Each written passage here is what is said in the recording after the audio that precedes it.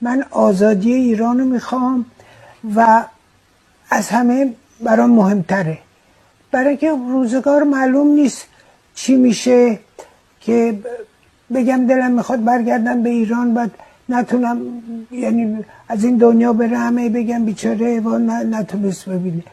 مهم برای من واقعا آزادی ایرانه، چون معلوم نیست به زندگی خودم فردا چه اتفاقی میفته. شما باز میگردید؟ اگه زنده باشم بله. کجا میرید؟ کجا میرم؟ اولین جا من نمیدونم ببینیم مردم ما رو کجا میبرن. پهلوی شاه میهن شعار من است، به گیتی همین افتخار من است.